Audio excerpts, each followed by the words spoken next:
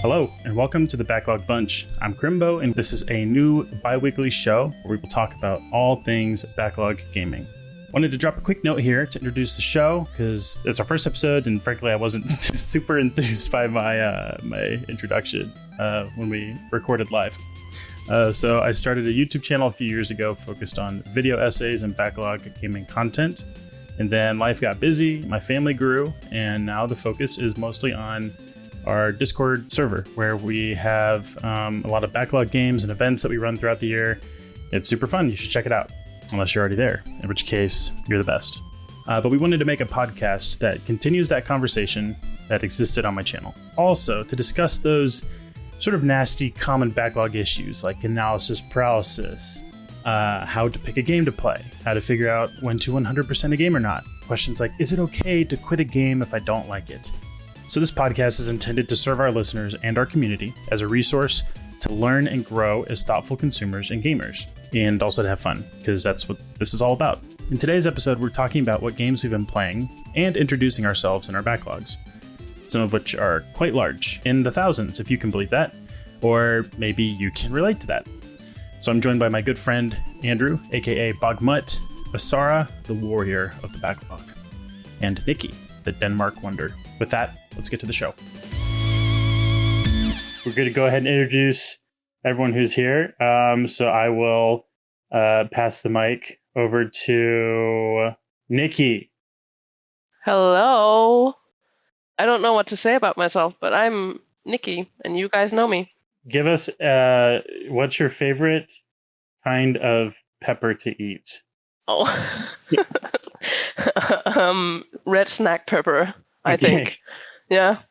Red snack pepper, and this is Nikki. Nikki is one of the admins on the server. Nikki is the purveyor of many backlog things. And then we have the illustrious Bagu, also known as Bogmutt. Heck yeah. My name is Bagu, or Andrew, so I remember to respond to it. Tell you about my backlog. I don't actually do many of the backlog events. I do the booklog events because I buy more books than I buy games. And my favorite pepper is jalapenos. Very nice. Why do you like jalapenos? From you, actually, it's your fault. I am coming around to spicy things as a normal part of my diet, and I think that they have, especially like pickled jalapenos, just have a really, really good, like tangy flavor with the heat. Yes, especially if they're crunchy. Have you had a cowboy caviar? Ooh. Yes. Heck yes. Yeah. Very delicious. But you can make it yourself. Isn't it just really like sweet pickled jalapeno slices? No, you just put a whole bunch of stuff in a bowl and you mix it up and you scoop it with tortilla chips. And one of those ingredients is like chopped jalapeno slices. Yeah. Yeah. Looks good. And totally skipped over you, Nikki, but why the red snacking pepper? Because they are snackingly good. I don't know. They just go good in everything and they keep well for a long time. They do. Interesting. Huh. I'm learning lots of good stuff about peppers tonight. Raw and cooked. We will pass the mic now to our third host, Asara, who discovered... Actually, we met... I was just thinking about this the other day. I was streaming back in the day. Was she a stream watcher? Yes. We met... What were you streaming? I was streaming Ghost of Tsushima on PS4. And that is when she randomly showed up. But go ahead and introduce yourself, Asara. Yeah, I've been around since the early days, back when the server was just you and a bunch of your friends that you'd play shooters with. Yeah. And then I kind of just inserted myself and was like, hey, I live here now. Yep. So, yeah, I have watched the server evolve into the backlog busting group it is today, which is good because I have quite the backlog problem. Mm-hmm. And I think that's my main role on the server, is to make everybody else feel good about how few games they have in comparison to me. Yes, that is true. I think it's easy to look at the size of your backlog, which you'll talk about shortly here. But I will also say, and this is also the same for Nikki, Asara is in many ways one of the core reasons that the server functions, because you are all about stats. You're all about keeping events running and up to date, and you are just extremely critical to people being able to enjoy themselves on the server. So Asara is a huge part of that. And Nikki runs the Backlog Book Club, and that's like the official title we have for it, right? No. Is it not Backlog Book Club? Is it just just Backlog Club? Yeah. It's not for books. It's for games. No, exactly. This is why it's not called the Backlog Book Club. Yeah. Yeah. Not to be confused with the Booklog Golf Club. I love how invested you are in such a central part of our server. What's that thing again? Yeah, sometimes you have a baby and you God. just forget about everything. Sometimes, so that's kind of been the predicament lately. Yeah, well, it did take us a while to get you away from that name, so. Yeah, that's fair. And Sarah Pepper. I've only ever had the red snack pepper, so I guess that is that's your favorite by default, the winner. Yeah. Sarah hates all peppers. I have a intense hatred for green peppers and jalapenos, so have fun with that tidbit. Well, I am Crimbo, also known as Chris. Started a YouTube channel that was just kind of one of those pandemic side projects, and eventually the channel kind of morphed into more of a backlog gaming focus.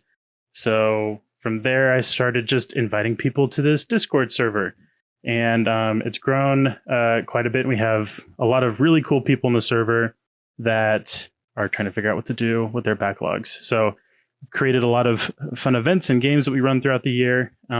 That's kind of part of what this podcast is about. Just some server updates. It's talking about various topics related to the backlog world. And today, one of those topics is going to be just us four talking about our backlogs in particular, why we want to beat them or why we don't care about them at all. That's the topic for today. But first, we're going to do a little roundtable on what everyone is playing. So I'm going to start by talking about two games I'm playing. One of them is in common with Bagu, as I'm sure you'll find out here in a second. And I'll start with that one, which is Deadlock. Deadlock is Valve's new game that was not official, and then they made it official, even though it was official kind of already. The intro of this game to the scene was funny to follow, but it's a third-person shooter MOBA hybrid, and man, it just checks all the boxes I have for a competitive multiplayer game. I was done with MOBAs. I played a lot of Heroes of the Storm, a lot of League back in the day, and this game has just sucked me back in. It's so much fun. Everything that is good about, or I should say, everything that's not fun about a top-down MOBA clicking points on the map is solved by throwing it into a third-person shooter perspective for me. So that has been a lot of fun. Highly recommend. Very good. I'm sure. Yeah, I'm sure you'll talk about it more. Yeah, I will. I mean, it just does everything I want a game to do, and it's wonderful. And the art style is great, and the characters are great, and it's a great time. We haven't rage quit either. I would point out. That's true. We've finished every game, mostly moralized. Not quite demoralized yet. And I would say it was really nice when we were getting paired with brand new players, so we could be bad and still learn the game and enjoy it. We are currently getting matched against people that, I know they're not like, esports professionals, but in some ways it kind of feels that way sometimes. Oh. But it's a really good time. It's free. If you have Steam, you can get someone. I'd be happy to invite you myself if you would like to play. That's all you need is an invite to get into it. So that's Deadlock. That's been really fun. And the other one I wanted to share about is UFO 50, which is my goodness, this game, I didn't know anything about it. It is from Mossmouth, which is the developer behind Spelunky. You say it Spelunky? Not sure. Sounds about right. But Spelunky and Spelunky 2. And it is essentially a collection of Famicom style games. Wow. And it's 50 games, and they are anything from board / like card game style battlers to grid-based movement, puzzles to games in the vein of adventure, if you play that on Atari. There's games in all sorts of genres, and what's nice is they have the trappings of modern game design. So they're designed to look sort of old, but they play like they were, I don't know, they kind of, if you played Shovel Knight, it kind of fits that same kind of aesthetic. So did you have like favorites or? Yes. So I wish I had the list right here of all the games on there. Oh, sorry to put you on the spot. Oh my goodness. That's a fair question. It is a good question. Did someone share that on the server? I could have sworn I saw somebody share that on the server today. I think so The list too. of this looks pretty sweet. I'm gonna put this on my wish list too. Oh, it was you, Chris, of course. It's probably me, yeah. Here we go. I have a Games. list. Yes, great Steam Deck games. The one I'm playing right now is called Avianos. You are controlling a bird empire versus another bird empire, and it's on like a 5x5 grid. And it's an action selection game. Actually, think about it like if you played like Dudes on a Map style board game. You pick an action, and that action will let you move your units, build units, or you can build buildings that will generate resources for you or generate new units for you. So you're sort of your goal is to control 4 of the castles on this 5x5 grid for 2 turns in a row. And that is the game. And it's actually really exciting because then when you get into the combat perspective, it almost has like an XCOM kind of thing going on where you're managing the macro of your empire. And then the micro is, you're just hitting attack or run. So it's not that exciting, but the little birds will fly and attack each other. And I don't know, it feels like a somewhat deeper strategy game for the presentation that it has. So That sounds pretty sweet. it's really cool. It's like $25 USD. So I highly recommend. Sarah, what you been playing? I have been, for the past month and a half, 2 months now, been trying to get the final 100% on Jurassic World Evolution. The first one. Because I have that thing in my brain where I can't play a sequel until I've played the first one. But I'm also, people will discover, if they don't know already, very obsessed with dinosaurs. So there's been many a time where I found something with dinosaurs and Nikki will be like, you know that just because it has dinosaurs doesn't mean it's good. Several times. I don't know if I agree with that assessment. It happened this week with the board game. Oh yeah, I had to no to that board game. Yeah. And no to the Tamagotchi weird thing that you had on your backlog. Yeah, but yeah, I've beaten the main game. I haven't done the challenge run achievements yet, and I've beaten one of the 3 DLC. So I have 2 DLC, and then the challenge runs left to go, and then I have this thing 100%ed. You know the game really well, then. I like to think so. So I have a question for you because I've been wanting to play this. Have you played like Planet Coaster or Planet Zoo? Or I any have of those? not. I have. Yeah, I'm mostly curious is it sort of like a sandboxy simulator, kind of like those games are? Yes and no. Like I don't. Okay, so when you played Planet Coaster, did you play the I did like the the scenarios. campaign things, or Yeah. Mm-hmm. Did you like playing that, or would you rather just play it in sandbox?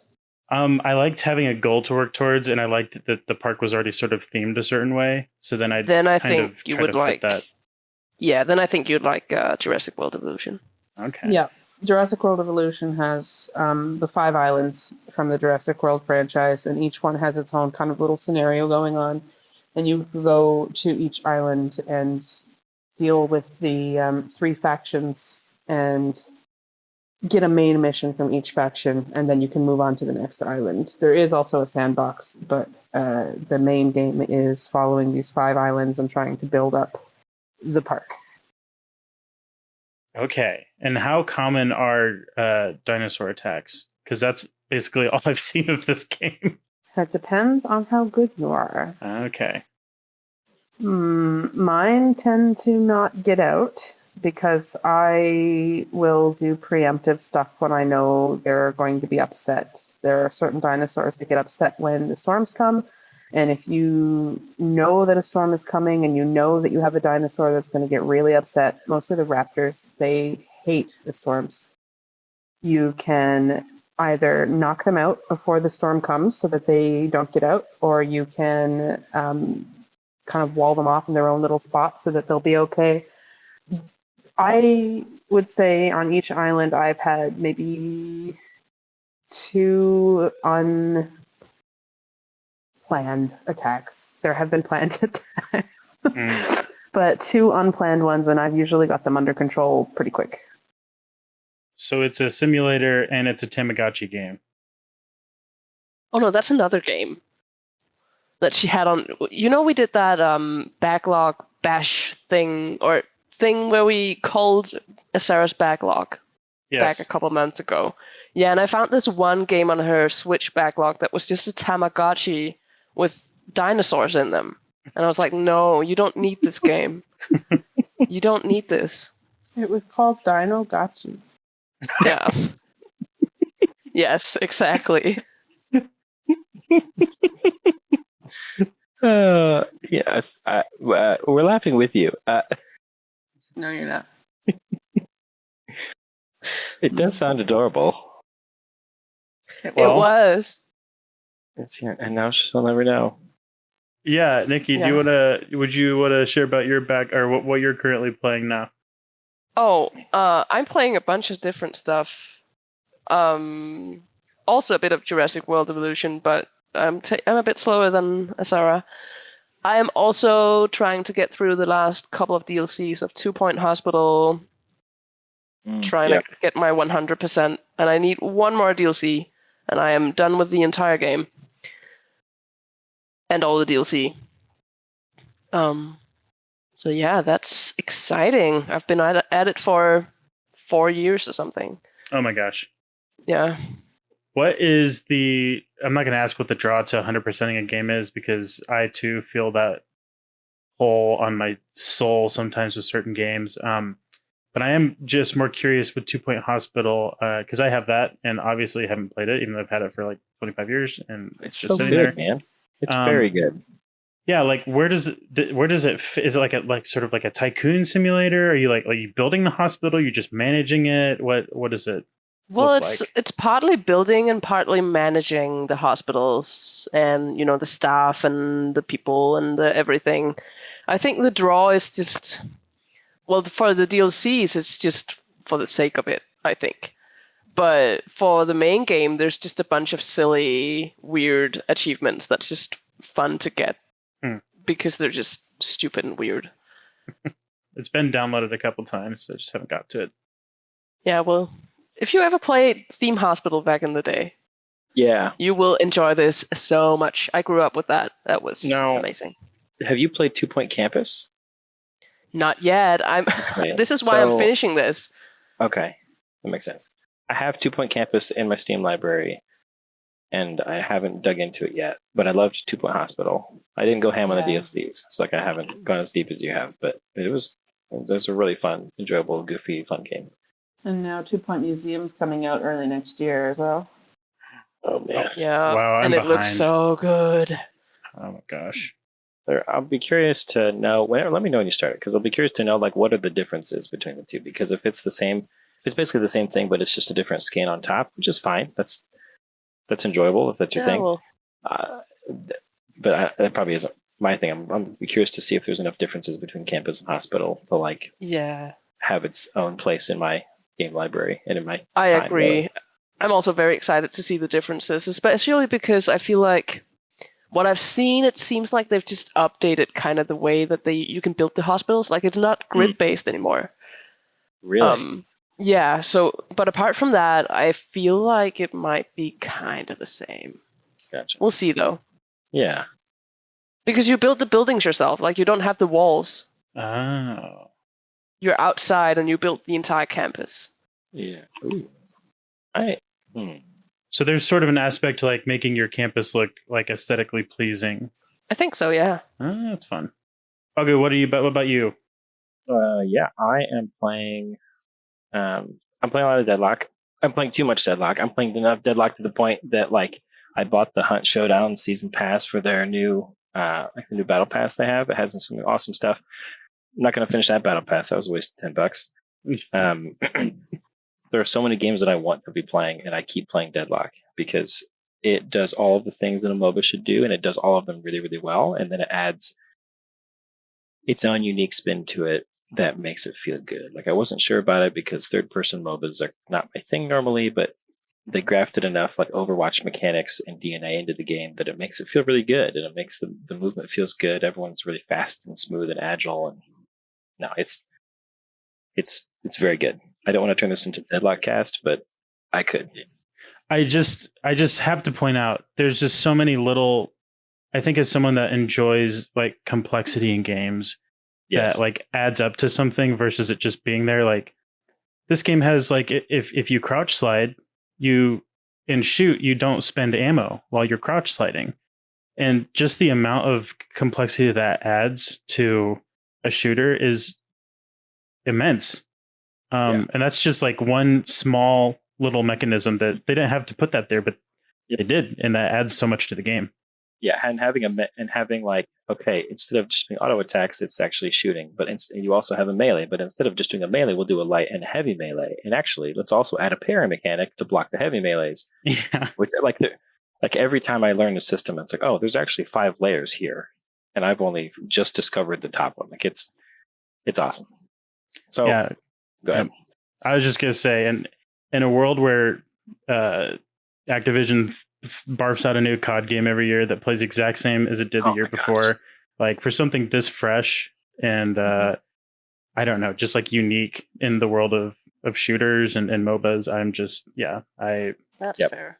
Yeah. And that's the thing too. Like let me check SteamDB real quick because this is fascinating to me. So this is a game in alpha. And the only way you can play this game right now is if someone that currently is playing the game invites you and sends you an invite. And that invite expires. And like if you don't play frequently, you lose access.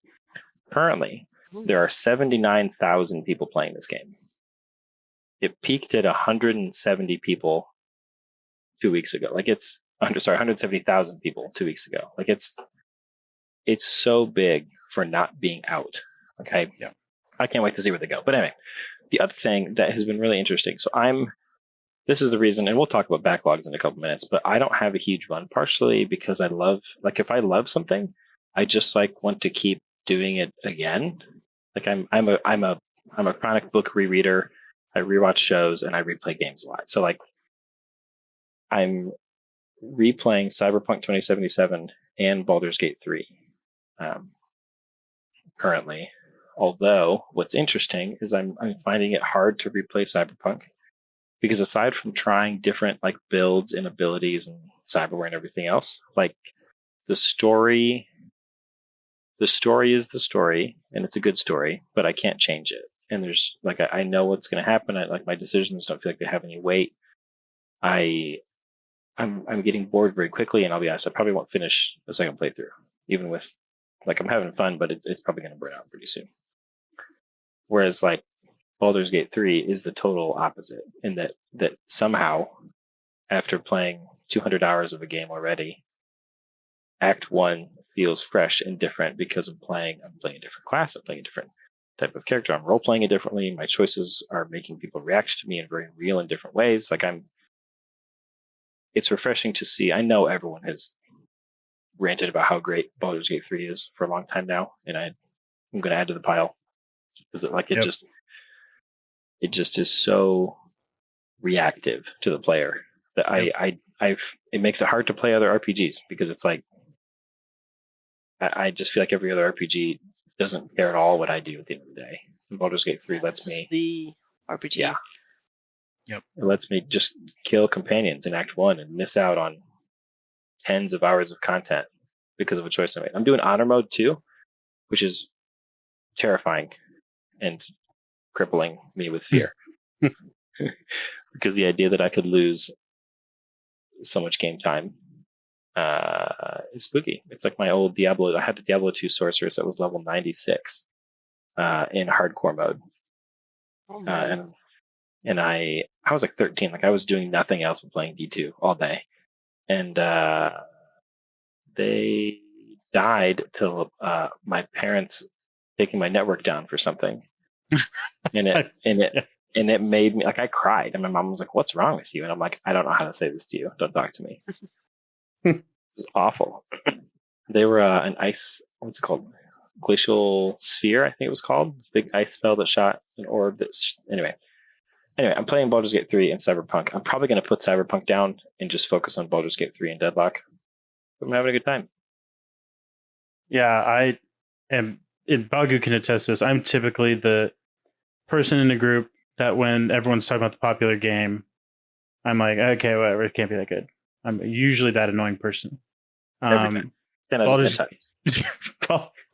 Gate 3 is the textbook definition of what RPGs should strive to, at least Western RPGs, I think. Does everything right. So many things have been said about it. I can't add anything new, but yes, it's great. Oh, I thought you were about to say that you love to hate it. No, I can't even on it. Well, I did end up like leaving the subreddit and everything while I was in my playthrough, just because I don't know, it just kind of gets annoying listening to, or, reading posts about people falling in love with Asterion all the time, and just it is what it is. Can't all be that mysterious. I'm a Shadowheart girl myself. Yeah, I'm also a Sharp fan. So, very good. So, we're going to move on now to talk about the state of our backlogs, and I think this will hopefully give listeners or watchers a little bit of an idea of where we are coming from as gamers. And this, I think, each of us in the kind of backlog person that we are is probably exemplified by any number of people in our server as well. So I think we all have a sort of different perspective on what we're trying to accomplish with our games. And so I'll just kind of start. Maybe we can first just do a quick go around. How do we define what a backlog is? Would anyone like to give their definition? Or maybe what is a backlog game? Webster's Dictionary defines a backlog as, I don't know. Yeah, it's something you bought and haven't played, right? Yeah. So that's what I thought, but haven't I seen in a couple threads on the server, some people have certain games in their backlog that they don't own yet? Oh, yeah. Some people count their wish list, yeah. So I think for our purposes here, we're specifically, unless someone disagrees, I think we're specifically saying a backlog game is a game that we own. We just haven't played it. Look, I will speak out as an official admin of the channel and say, get those games off your backlog. It's not a backlog. If you haven't bought it, it's on your backlog. I would just call it a wish list, probably. Yeah. But you know what? Yeah, you know me what? too. You do what you want. You do what you want. But on this show, it's backlog. So on this show, we do real backlogs. All right. Yeah, the ones that we spent too much money on. Yes. So I'll go ahead and go first to sort of give an example here. Hi, I'm Crimbo. I have a backlog on Steam of. Oh, you can't just put your Steam backlog number out. You just gotta put it all. Give it all. Okay, at least on Steam, about 1,200 games. Oh my gosh. And across various physical platforms, that'd be Switch, Xbox One, PS4, probably another 50 or 60 games. And then I have quite the retro collection.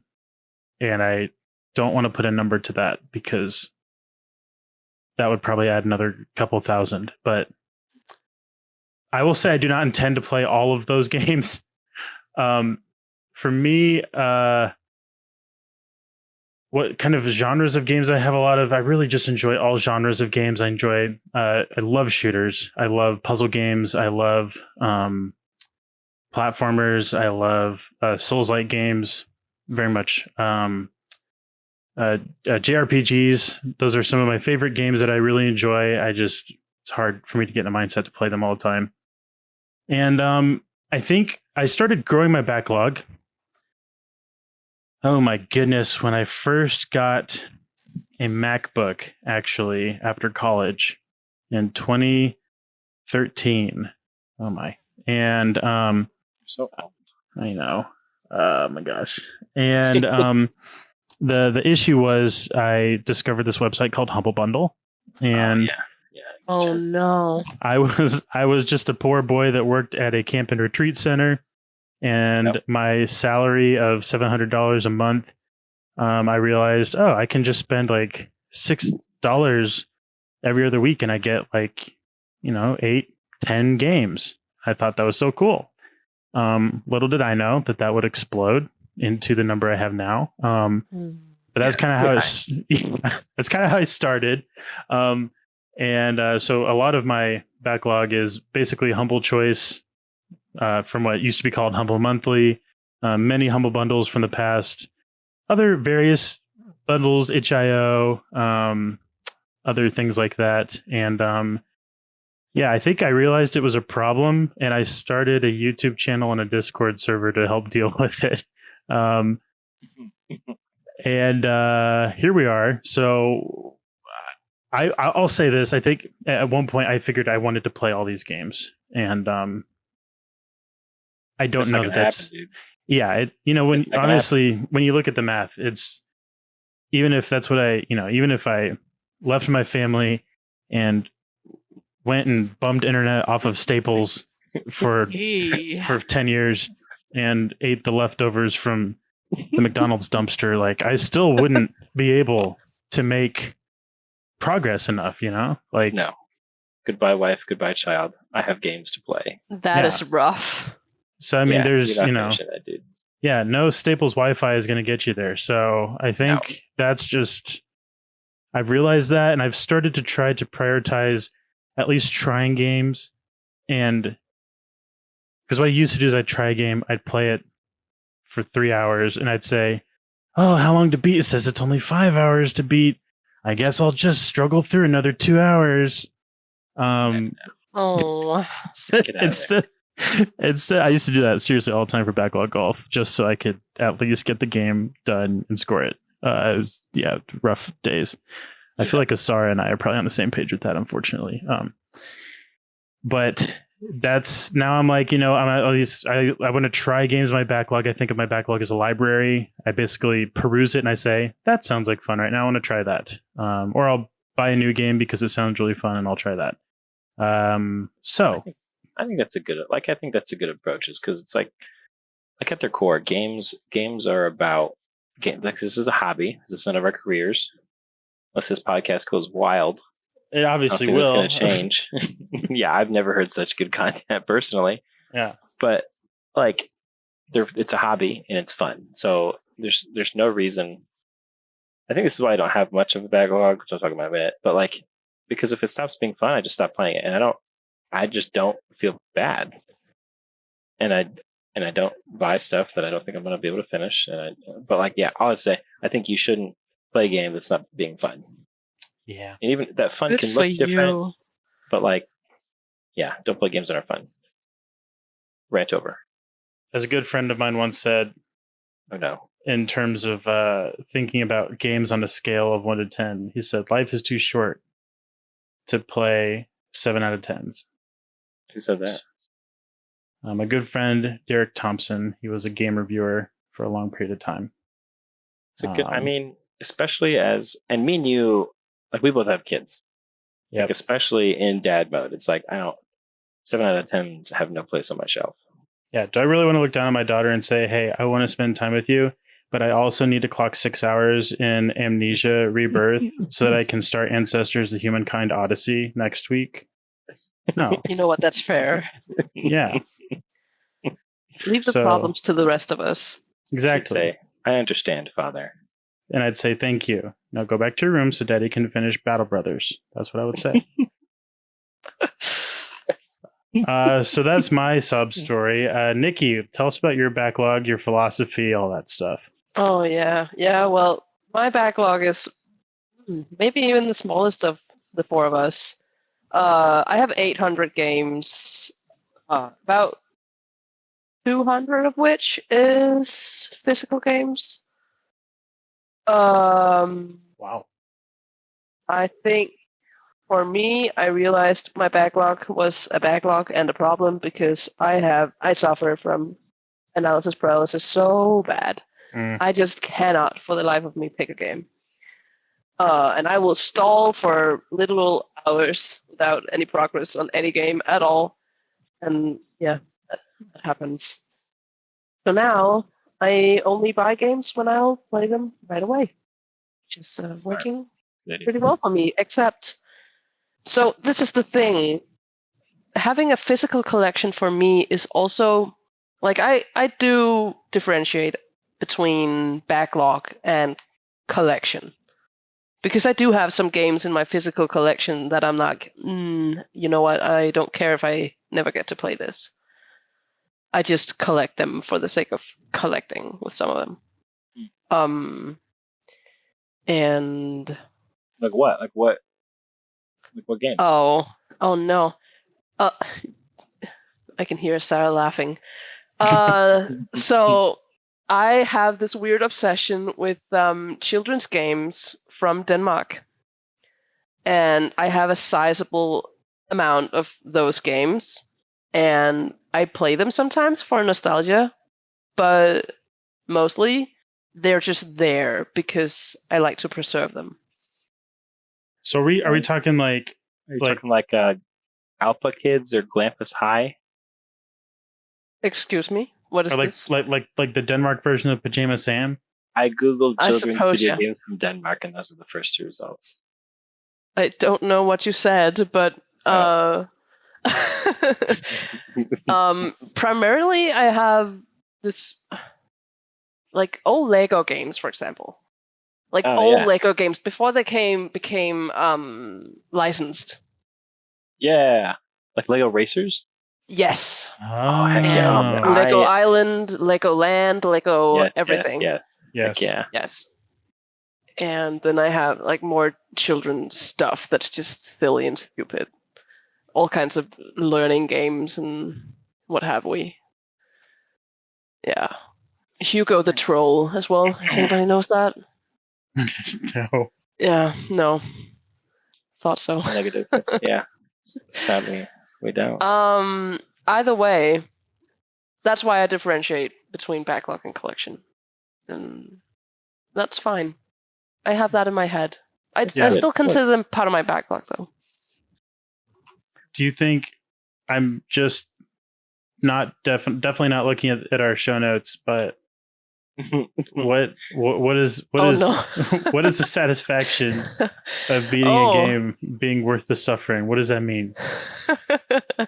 I think sometimes, like, I very much is the person to be like, okay, I'm not gonna 100% games unless I really like them because I just don't care enough. And I don't have an issue with abandoning games, but sometimes if the game is short enough or if it's just not super bad, like the satisfaction of beating it, especially during golf, like getting those golf points, will be worth the suffering of getting through the game to the credits. Points are big. You've also done a thing where like we've beaten a game and we have 1 or 2 achievements left, and we're like, we're just gonna go for it. Yeah. I have like also done the 100%ing. opposite and regretted it. Like 100%ing a game. I don't know that I've 100%ed any game. I'll be honest. Like in it feels like in a comp, like that's an achievement. Like that's its own dopamine hit. Is doing Exactly. that. But not always worth it. Like sometimes achievements can be rough and stupid, and I don't want to grind for 500 hours in a game that usually takes 2 hours, you know? Yeah. Yeah. It's hard to draw the line. I feel like that'd be a really good episode for us to do. Like when is a game worth 100%ing? Or beating. Yes. Also true. Bagu, what about yours? My actually backlog. This is the story I'm excited for everyone to hear about. Yeah, get out of here. So my Steam library total is about 300 games. I have played probably 80% of them, which I'm surprised. I'll be honest. I'm surprised. I'm looking at this number now. Like this is a live reaction. The content you're here for. So I've played most of them. I am surprised by that, honestly, but I've tried nearly every game on my Steam library. With that same like matrix of decisions that Chris has, where it's like, if this isn't fun to me, I'm not going to play it, or I'm going to play it until it stops being fun, and then I'm not going to play it. You don't get that dopamine hit when you beat a game at all? So, oh no! I don't like that you're laughing. I have a problem. I know I have 2 problems, and this is the first one. I also have this thing where I don't want something that I love to end. Oh no! And so I have a not anymore actually, because Chris yelled at me. Like this was like a year ago, but there was a time where I had a stack of like 10 games that were within 2 hours of being finished, and I stopped because I was like, I was sad. I didn't want it to be over, and so I didn't finish it. And then he yelled at me, and I was like, all right, fine, fricker, I'll go back through and so I went back through and I finished a whole bunch of games. Did that feel good then?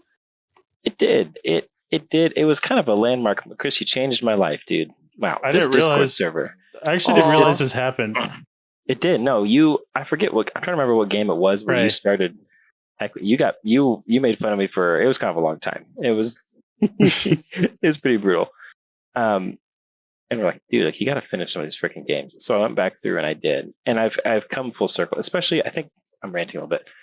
Being an adult that's busy with kids and a family and a job, I don't have a lot of time to play games. And so I'm realizing like, hey, I'm probably not going to come back to this no matter, like never. Like I'm never going to come back around to finish this if we don't finish it now anyway. And I'm not losing out on I'm completing the experience, not robbing my future self of a cool experience. And so I've kind of fixed that problem generally. So that's one thing is I don't buy a lot of games because I only try to buy games that I have time for, and I don't have a lot of time. But I do now, unbeknownst to me until last week, was it, Chris? Yeah. Yes. It wasn't like 2 days. Well, yeah, it was last week, and then it was you found live. out again like yesterday. Yeah, last week, and then yesterday again. Last week I checked Humble and realized that I've been subscribed to Humble Monthly since January. Oh. And I went back through, and I was like, man, so I technically have a huge backlog now. I mean, 9, because we had this conversation 2 weeks ago, and I was like, oh shoot, man, like I have 90 games I don't really want that I've paid for. And then I was like, I should really pause this subscription, and then I went to bed. And yesterday, right after we were playing Deadlock, Chris and I are like chatting, hanging out. I open up my email and I swear loudly and go, my credit card just got charged for Humble freaking Monthly, man. Oh, man. So I've got a ton of games. I've got more games than I know what to do with. I don't want to play most of them. So I don't know what to do.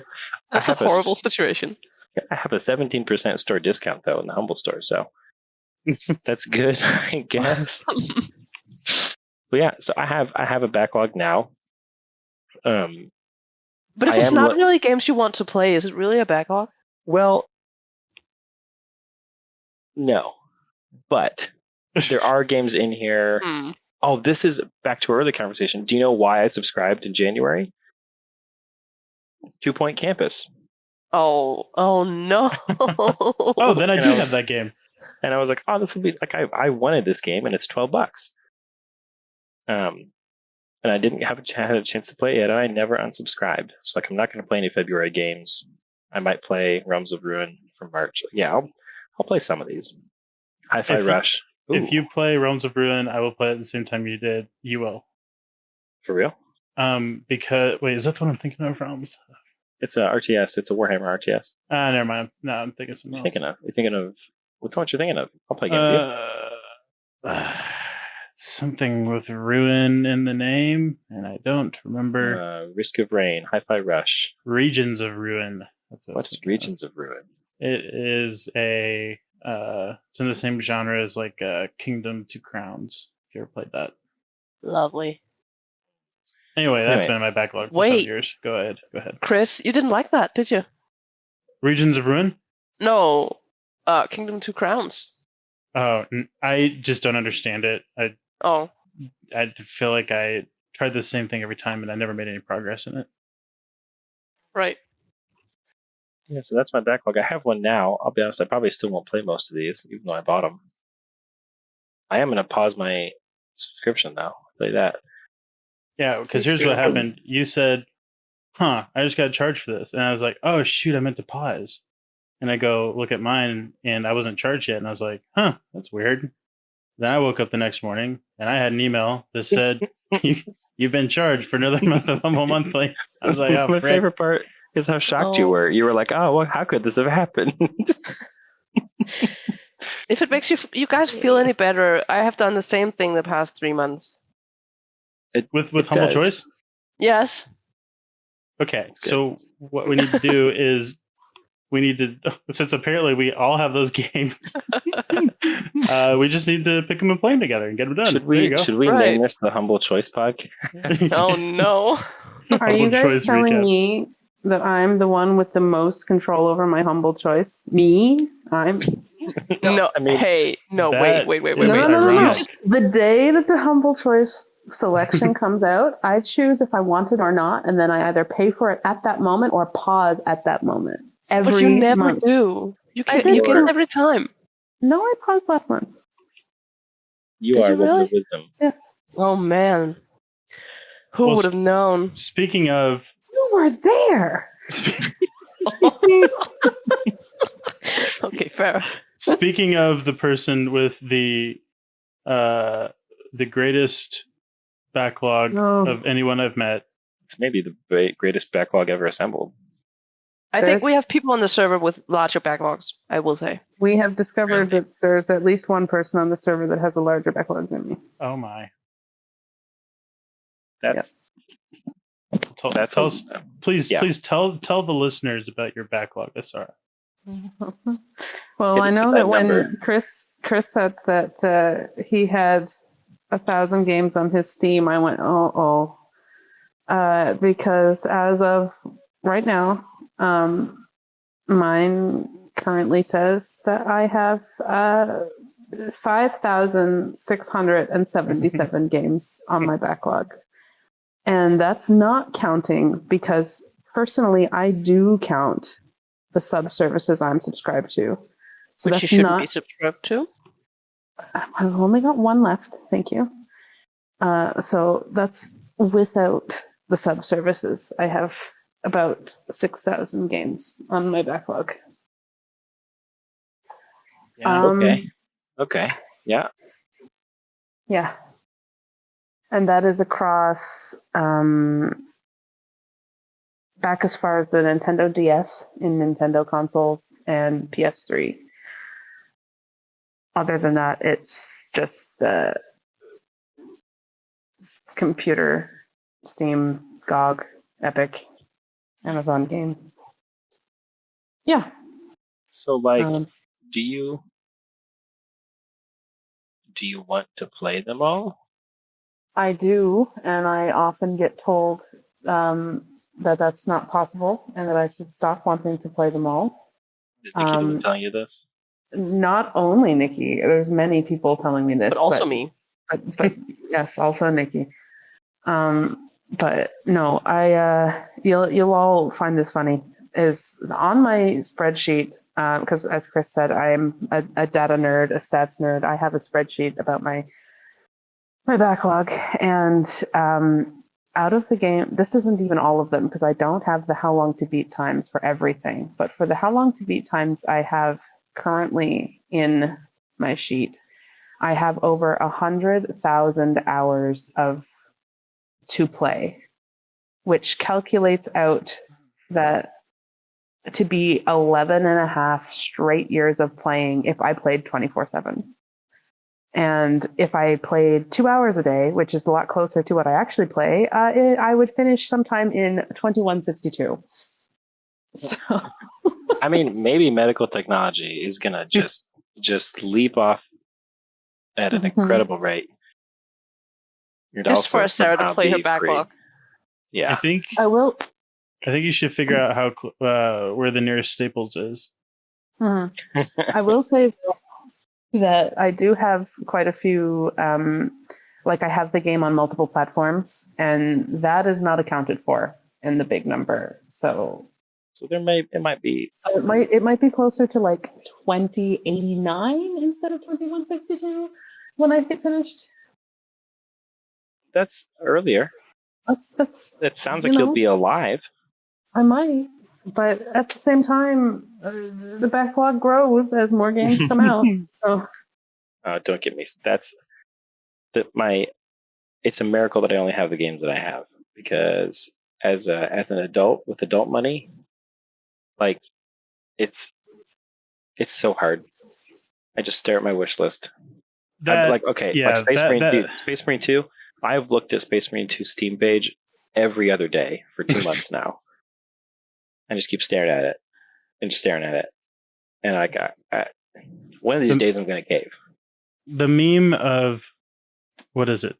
It's a kid, and then there's like an adult next to the kid. And on the kid's side, it says, you had all the time in the world, but none of the money to buy the games you wanted to play. And then as an adult, you have the money to buy the games you want to play. But where's the time? It's not there. Yeah. It's so true. It is the worst. I've done really good this year, though. Good. Mostly. So what does really good look like? It looks like, I think, when did we beat Overcooked 2? April? Good job, by the way. That's not an easy game to beat. Yes. Yeah, that's an accomplishment. Oh yeah, that was the first game that we ever beat together. The first Overcooked and the second Overcooked. Yeah. And so whenever that rolled around, I have, at that point, I think a new golf season started. So it would have been April. And since then, I haven't bought I'd say more than a dozen games, and all of them have been ones that I have bought and played within 2 or 3 days. That is awesome. I think that's a really good improvement. Yeah. It is. Yep. Well, I am proud. Well, stuck on Overcooked 2. No. Why? You guys beat it. Yes. Like, well done. Not only did we beat it, we got 3 stars on every single level, and our friendship remained intact. Yeah, that's the part that I'm like reeling from the most. That's not an easy game to beat, much less to beat and not attack someone. It's hard attacking someone when they're across the ocean. So you would have. No, I don't think so. No, we worked really, really well together. And there was a lot less yelling than we both expected. We expected there to be a lot of yelling, and there was really not. Yeah, that Actually, we game- mostly just shut up and just got into this mode of just moving around, not even talking. Yep. Yeah, that game was like free marriage counseling for my wife and I. Oh no. It was like, oh no, like we're still together. Like we're Oh, like, okay, good. But it just was like we had some like hilariously real conversations about like how to work together through that game. Oh man. It was super fun. Overcooked breaking relationships since whenever it came out. My wife and I played. We tried Overcooked, but she said it was way too stressful for her. But the game that tested our marital boundaries and abilities to communicate was the first Lego Star Wars game. Oh, And specifically because I was always focused on the progression and the objective. So like, I'm like, okay, it says go kill Vader. Let's go to the next screen, kill Vader. And she would say, but there's this box I can break, and this one, and this one, and this one. So she would slowly walk around the map and, punch boxes or punch stormtroopers because she wanted to break everything, collect everything. And the biggest problem with this game is it was before they made split screen. So you're literally stuck. The camera will only zoom out to the distance between where you're both standing. You both have to move in order for the camera to move forward. So No, I'm in your camp in those games. I gotta get everything. Yeah, and see, I'd rather just beat everything, unlock all the characters that can come back and break the silver things and all the other stuff, and do it then. But I don't know. That was the marriage test for us, definitely. So, well, we are taking recommendations for games to break our relationship. yeah. I mean, we've already beaten Overcooked. I was gonna say that There must be something worse out there. I feel like that's kind of a Two. peak. Which game? It Takes Two. Oh, No, that's not bad. It's not. That one's not hard. I've heard it's very good. We also beat Moving Out, the first one. That Oh, was wow. worse than Overcooked, honestly. That one did have a couple of rage quit nights. Yeah. Yep. Well, Moving Out. Okay, the thing with Moving Out is that I feel like it's designed kind of intentionally to not work correctly. Like the mechanics are Yep. junk by design. It had intentionally floppy physics. Yep. Like Yeah. you want to go one way and you go the other way, and there was just no getting around that. Yeah, and it couches in haha, fun, goofy game, and then you're like, yeah, it's all fun and games until I smash this controller into 1,000 pieces. yes, and it's even worse when you can beat a level, but you need to like beat it within a certain time limit to get the star to Yep. show that Yes. you completed it. Oh my gosh! That's the worst part. This No, I think the one eternal that we got reminder, stuck on yeah. was this one part where we had to move a couch over this rising acid pit, and it just Oh my God. fuck. That was the rage quit night. I think we rage quit on that one twice before we finally did it. But when we did do it, it was one of those moments we were like, all right, we're going to do this. And we just both shut up completely. We did not say a word, and we did it first time. Well, I am excited hearing about everyone's backlogs and hearing everyone talk about it. I think that'll give good context for anyone listening to the show. We'll move along now to just the last couple parts of the show. The first one is just some housekeeping. So this will include also some recommendations that just things that we're into, but we'll start with the housekeeping. So right now we are about to finish up the Retro Rewind event that I was hoping to play more of a role in, and then I discovered Deadlock, unfortunately. So there, so much for that. That's my best so defense. yes, so that I'm not sure exactly that this episode will come out, but Retro Rewind will be ending or just ending or just ended, and we'll be starting a new 2 months of Backlog Golf, which is our premier event where you can join together with other people and attempt to beat as many games in your backlog as possible within the within the 2-month period, and you are penalized if you buy new games. So that's the idea. Don't buy games, play what you already have. There is a new challenge, and Nikki or Sarah, would you like to give a quick rundown of the game? It's the 30, it's not 30, game a day challenge is what it's called. Yeah, it's actually a self-imposed challenge that we thought it would be fun to have, see if other people were interested. But it's basically one of those things where we've seen a lot of people wanting to do kind of these blitzes of their backlog where they beat 30 games in 30 days, or they try 30 games in 30 days. And I've been wanting to do it for a long time. And then we just kind of reached out to see if the server would be interested. We had enough interest that we made its own kind of mini event. But it's kind of you build your own goal. I'm personally doing 1 game a day for every day in October. And my main goal for it is going to be getting small games off my backlog that I might not otherwise have touched or looked at, but getting kind of like we were talking about earlier, that little dopamine hit of, okay, I've beaten the game, and building up momentum to try to go into something bigger.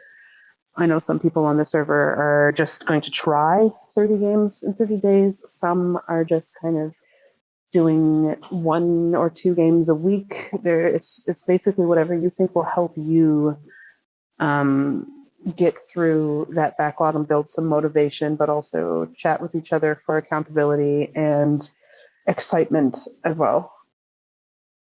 So that it also can start whenever you want. A lot of us are starting October 1st or putting it in one of the 2 months of golf. Yeah, it reminds me a little bit of the spring cleaning event, where I believe we were just, I think the goal was just to try, what was it? You picked like 10 games 10 or something games. like that. Yeah. Mm-hmm. So yeah, that's, I actually, at first when you all had talked about it, I thought, I don't think I'd have the time to do that.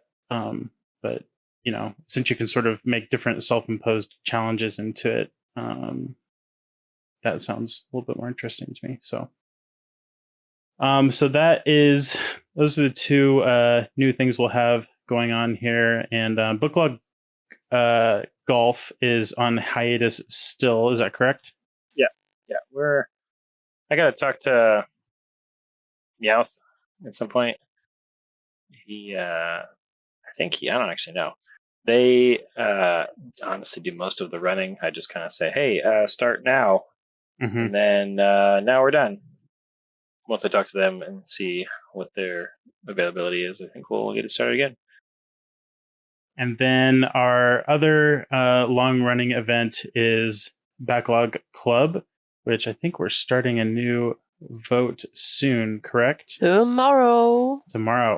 So if you 27th, are yeah, the 27th, so again, I don't know when this will drop, but that's a Nikki. You run this. Would you like to give a quick rundown of Backlog Club?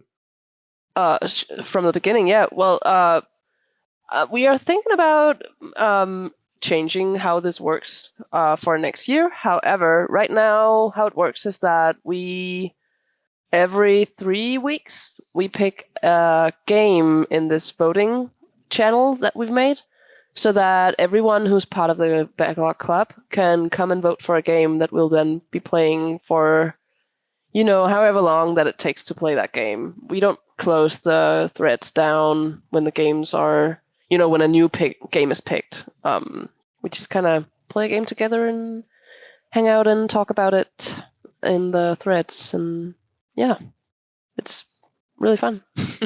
Yes, it's essentially a book club, but for games. You can call it that, yeah. Yeah, it's kind of like we just play the same game at the same time, and then Mhm. we discuss how we feel about that game and how we're progressing, and it's kind of an accountability thing as well. Yeah, and I think that's a good note there. I think a lot of the events in our server, they exist to help build some sort of accountability for people who have large gaming backlogs and just don't know what to do with them. And is often a lot of guilt and shame that goes along with that. Oh, I've spent so much money on these games that I'm never going to do anything with. And just sort of, I don't know, it can kind of feel bad sometimes. So I think that's one of our goals here with this server, is to provide a place to help people work through that. And also to realize it's also okay if you don't do anything with those games. And sometimes you just kind of learn that through talking with each other. Yes. Now this is part of the show that I think will maybe be a little bit fun. Just very quick little recommendations, things that you're currently into. And it literally can be anything. It can be the paint on the wall in your dining room. You really like it. It could be, I really like the smell of Subway. It could be a podcast you're enjoying. Please no, say smell Subway. Yeah, it could be Staples Wi-Fi. There's a lot of different things that it could be. It can be whatever you would like to recommend people to check out. Mine is the No Cap Podcast. Also, that's the acronym for No One Can Know About This, where two friends decide to play every Final Fantasy game. And that starts with the original Final Fantasy on the NES, on the Famicom, which is 1986, something like that. So horrendously old and notoriously difficult to enjoy. But hearing two people struggle through that in 2024 is very enjoyable. So that is my recommendation for this week. Nikki, what about you? Recommendation. Let's see. I've been playing a lot of The Case of the Golden Idol lately, and it's really cool. And if anybody here is also into The Return of the Obra Dinn, please go play this game. It is my recommendation. Very wholeheartedly. It is very good. Loved Return of the Obra Dinn. I've heard a lot about that game. They are weird looking, and they look scary, and they look like nothing you've ever seen before, but they are both incredible games if you like mystery games. Despite the fact that you just kind of storm off and complain about how hard the game is every now and then. They are kind of hard, yeah. Well, but they're good. That's funny. Bagu, what about you? What am I into lately? I am into working. No. Just like that's all my brain goes. Now, recently, the two things I've been spending the most of my time on outside of games are hot sauce and Dungeons and Dragons. So I would say you should try a new hot sauce. I did the Hot Ones challenge this past Monday, and I wept, I cried, on the last wing, I literally wandered in circles for like a good 5-10 minutes. I couldn't think straight. I couldn't see. I felt like I was intoxicated. It was something else. So you should try new hot sauce. It's a great time. Why do you love it? It's so good. It's so good. I'm coming around to it. I think that the experience, especially like a ultra hot sauce like that, is its own unique experience that is just fun to do, like to say you've done. And there are some flavors you can't get in other peppers. Like there's some flavors that only reside in those super spicy peppers that are very tasty. They just also come with a lot of heat. So would you say your favorite pepper is liquid pepper?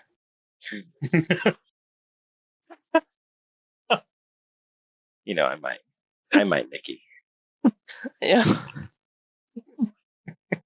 Liquid pepper. Well, that's kind of what it is, no? Okay. I mean, you're right.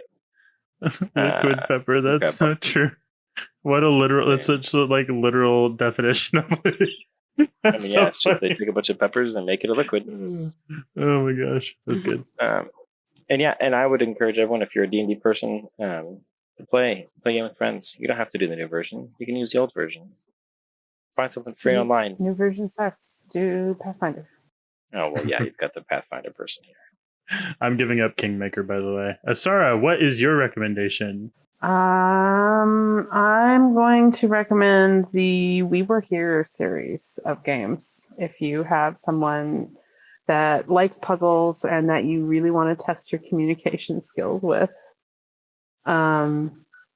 That's something else that Nikki and I have been playing, and it's really interesting to kind of see how other people think and test how well you know another person to be able to describe these puzzles to each other in a way that you know they'll understand. We've played 2 of them so far. We've got a couple more to go, but we've liked them both. The first one is free too. Oh, it is. I didn't know that. I got a few of them. My brother-in-law and I did through a recent. Well, did you get them through that bundle as well? The escape room bundle? No. We played the free one, and then I bought the second one. Okay. Yeah, I've been curious about those, so that's good to hear that they are fun to play. So they are each. There's two sides, I guess. One, and definitely don't play it if you're in the same room as the person. All of the fun comes from the fact that you have no idea what they are looking at, and they are trying to explain to you what you need to solve the puzzle. Oh, interesting. Yep, completely async. This gives me some. What was that game? Keep talking and nobody explodes. Yes. Yes. Okay. I love that game. This is very interesting. I'm going to talk to Wes about this. I want to play this, I think. You should. Yeah, they're good. The first one, the free one, is out of the 2 I've played, it's the weaker of the 2, but it is still very good.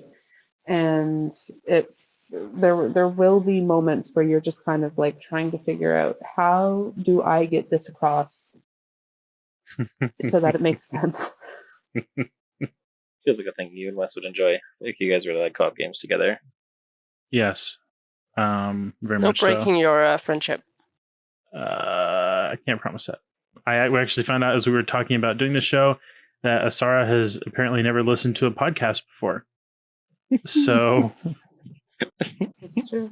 does this count as listening to one? I mean, 3/4 of one. Yay, we did it. We've shown you something new today. You have. So not totally sure the frequency of what these will look like.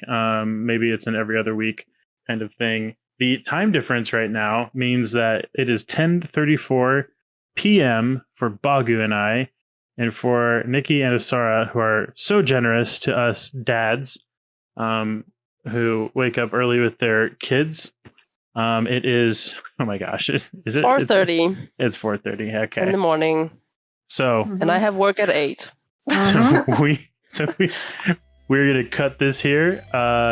Thank you for listening, and all the stuff, like the video or the podcast, and feel free to join our Discord server. It will be there'll be a link to join in the show notes, and I think that's all. So thanks for listening.